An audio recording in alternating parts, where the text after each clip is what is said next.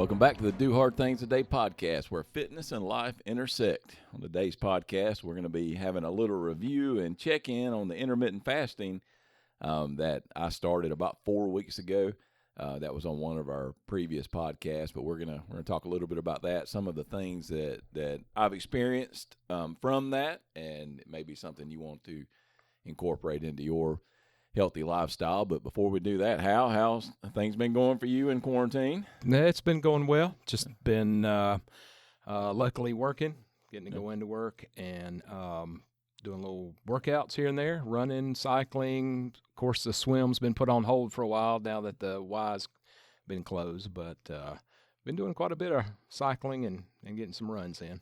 Yeah, it's we're going to talk about that in our next podcast on some other things that you can do to stay in shape during the quarantine. And, it looks like there may be some light at the end of the tunnel on when things are going to open back up. But, we just wanted to come to you today and just we told you we would give you an update on anytime we experiment with something new, we like to give you the results and kind of let you know what's going on there.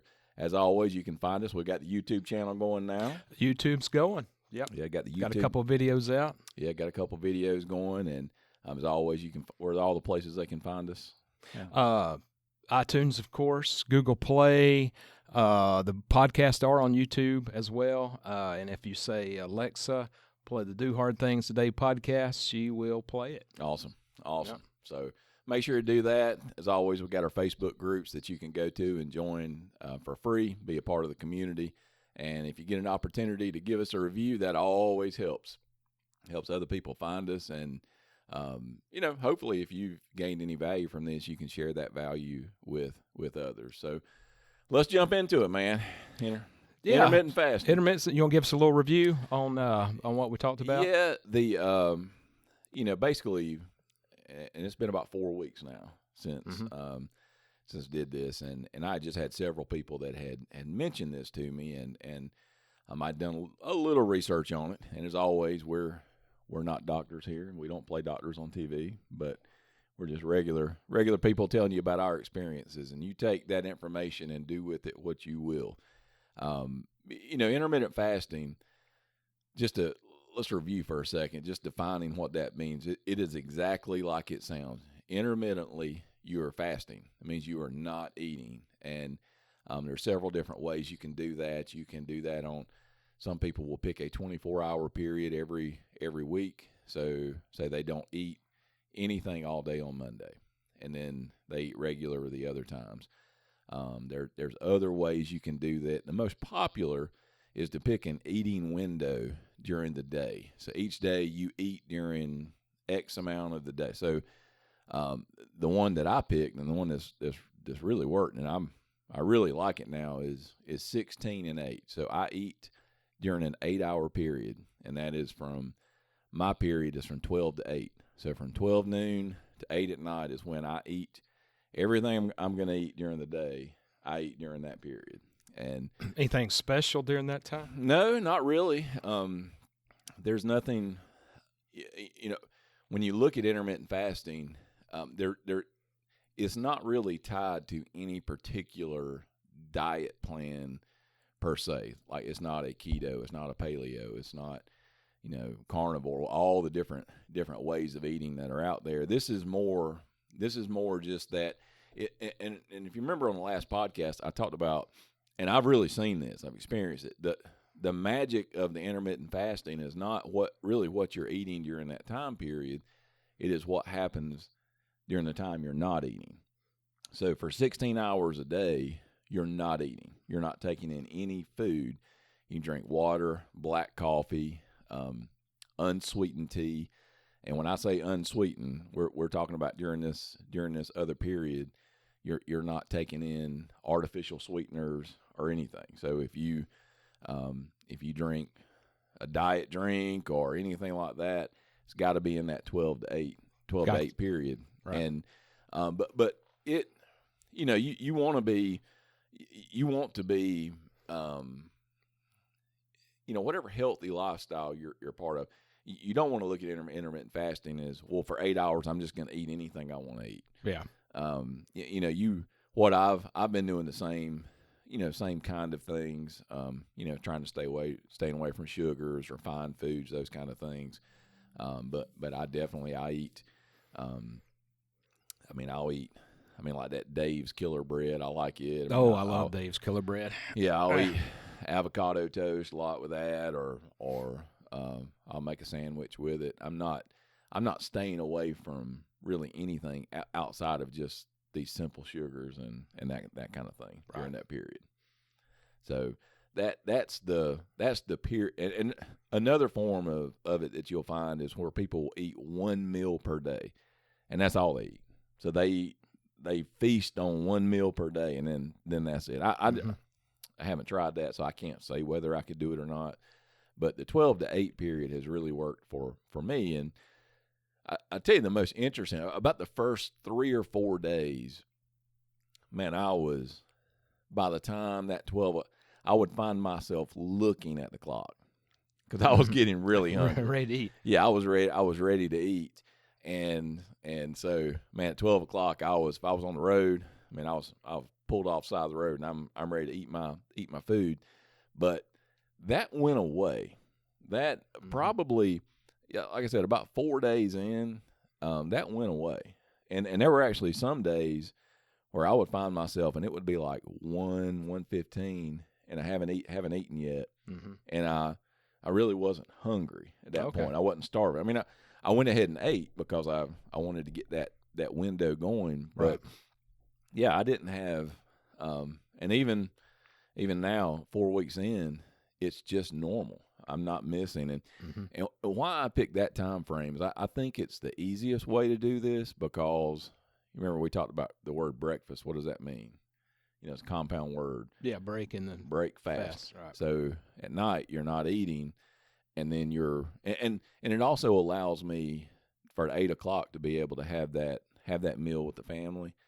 And if you start it earlier, you're having to end your eating window earlier, and sometimes that prevents you from being able to eat with the family. So basically, I've cut out breakfast. I get up in the morning and I drink plenty of water. I make sure I'm really hydrated, and that's something that's big on for fasting. And anytime you're doing something like this, you've got to stay hydrated. But I'll do that, and then I'll have black coffee, and that's the only things I'll put in my body until it's 12 o'clock. Till noon. Yeah, then at noon, noon we'll start with eating.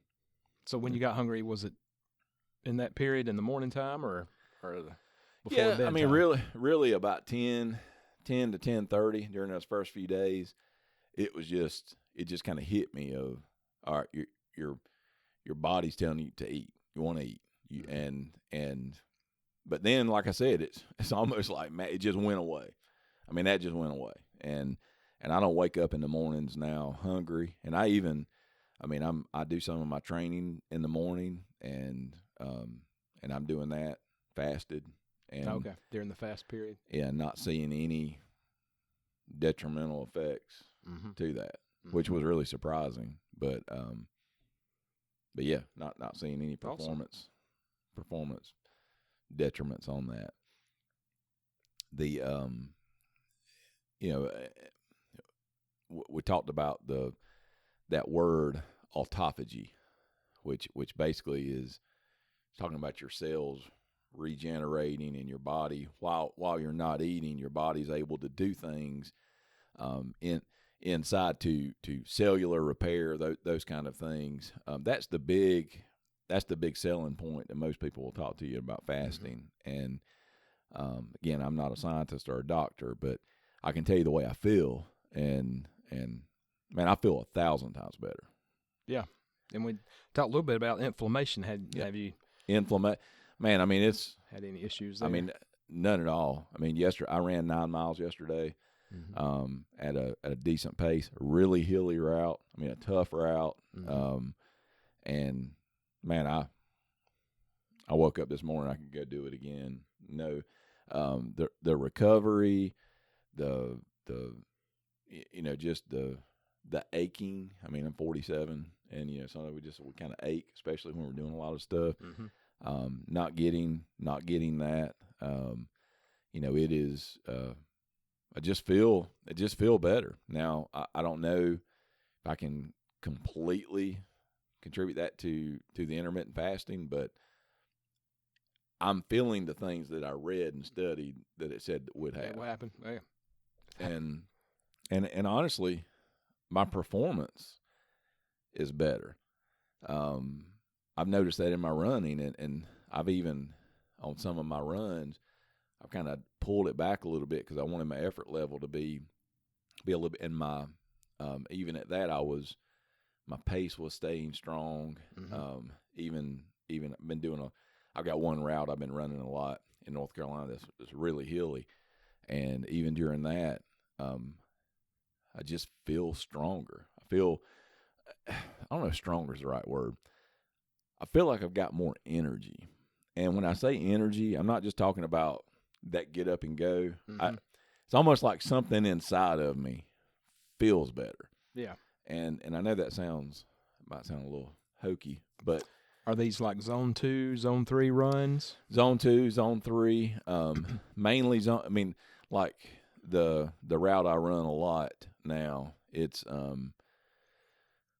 the route I ran yesterday, and there's a lot of hills, and what you run into is you'll have a steady half mile or so on the trail of pretty flat, and then you'll have a quarter mile that's where you're just climbing steady, and then you'll have, and it's like, and then it'll roll, which is it's a pretty tough course, but I feel strong. And when you hit those hills and you get on up into zone 3, sometimes even zone 4, I just feel more energy. It feels like you feel inside. the difference. Yeah, I can really same route over time. Yeah, I can really feel a difference. So, I've decided to stick with this where I'm going to keep doing it. I mean, I enjoy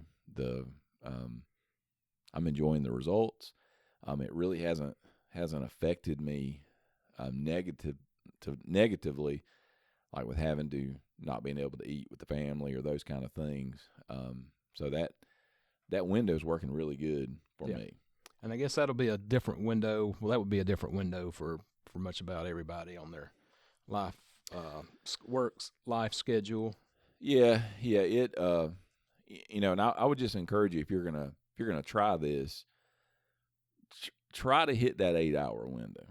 You'll see some that'll say maybe 10, maybe eat for 10 hours, and try to get to that 8-hour window. And if you can break through that first 2 or 3 days of kind of being hungry, and I think more hungry out of habit than anything, then you'll see that it'll work for you as well. So I'm definitely going to continue to do this and to see what they did. Like I said, I dropped about 20 pounds. That's awesome. And that wasn't the big goal in it, but it was. I told you coming into, and we're going to talk about this on the next podcast, on where I just kind of lost my motivation the very beginning of all this shutdown and everything. And I just really kind of just stopped exercising. The boot camp, we weren't doing boot camp anymore. I mean, all races were getting canceled, all those things. I mean, it was just pretty frustrating, and I just kind of just stopped. And so this was a good kickstart for me. But man, I can honestly tell you, I enjoy this lifestyle now, the 12 to 8. It honestly, I get a lot more done in the mornings. It's just one less thing. You're not worried about eating. You're not worried about first thing in the morning getting up and eating. I am probably going to start experimenting with the bulletproof coffee during this and see how that affects you. The key to the fasting and keeping the autophagy going is you don't want to put any protein or carbs into your body. That stops the autophagy. Oh, okay. And now fats, supposedly you can put in. And as you know, what's bulletproof coffee? Bulletproof coffee is basically black coffee with grass-fed butter and coconut oil mixed inside of it. It's best to blend it. That'll make it more frothy. But it's something that a lot of people will use in the fast, and I'm gonna try that, experiment with that a couple of times, especially on if I've got a longer workout or something, I'm going to see how that goes. But I'm really not hungry in the mornings. That's awesome. Before lunch, I'm not hungry. So for somebody wanting to start this, would you recommend easing into it somehow, or just picking a time schedule and going into it just cold turkey? Yeah, I don't think you can ease in. I mean, how do you? I don't know how you would ease into it. You know, Yeah. I mean, I think you've got to. Anytime you're doing something like this, it's that same thing with when people start. I'm going to do keto, or I'm going to do paleo, or whatever it is. I think you just got to decide. Okay, for a few days it's going to be tough, but then I'm going to adapt to it. So I would just encourage you, if you were going to start, or even if you were going to try, hey, that's what I did. I said, look, I'm going to try this for 21 days, and then just see what happens. And for me, it was just jumping in and say, okay, I'm going to be eating from 12 to 8. So I can't eat anything until 12 o'clock. And like I said, those first few days, I was literally watching the clock. I mean, I would have food in front of me at 11:55, just waiting for 5 minutes until the clock struck 12, and then I would start eating. But then that went away. Like I said, there were several times I'd find myself working, and I was like, wow, it's 1:15. I haven't eaten yet. I need to eat something. And, you know, I mean, it's, like I said, I can't explain all of the science about it, but the things that I read about it, I felt, and they came true for me. So I think it's something that that's gonna be a long term. Somebody else reached out to me that listens to our podcast and said that he's been doing this for a long time, and just he said, man, he's just kind of done it before it became cool or whatever, or kind of trendy to do intermittent fasting, and so that's just his lifestyle. Yeah, we'll keep checking in then. Yeah, we will. So it's, you know, if you're looking for a way to, whether it's, and I wouldn't say it is a weight loss tool per se. I think it's a lifestyle, and what I've experienced more than anything has been the way it makes me feel. I mean, I feel better. Inflammation has helped with that. I feel like I've got more energy. Even during the time that I'm not eating, I feel more energized.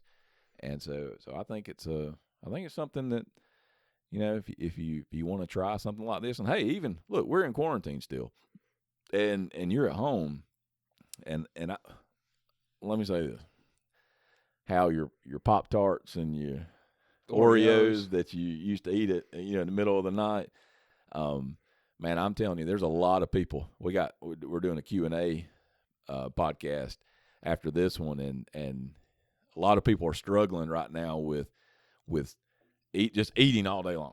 As soon as they get up, they're stuck in the house. They just eat all day long. They go to the pantry. They just open the pantry, just look at it, and just, I'm not hungry, but it's 11 o'clock, and I'm watching Tiger King or whatever on Netflix, and I'm going to eat some Oreos. I'm going to tell you, that hard 8 o'clock stop has been, and if you want to know from me where I think the weight loss came from, I think it's from that 8 o'clock hard stop. Right. Because there have been a lot of times the kids are eating stuff. I mean, people are snacking, doing whatever, and I just, during that time, and at that time at night, all I drink's water. All water, yeah. Yeah, so that's been something really good. So this may be the perfect time to start something like this if you're in quarantine, and I mean, you're not having to deal with the distractions of work or school or all the other things. Maybe give it a shot. So, go to the we'll have the link to the previous podcast in the show notes on this one, but you can go come on to our page. I'm gonna be chronicling some of these things on the Do Hard Things Today nutrition page, and we'll give you some more information there. And as always, we're going to do I'm about to cut some videos and do some things about Instapot air fryers, those kind of things to help you with your healthy lifestyle. And as always, just remember this thing: if you will do the hard things today, tomorrow will take care of itself.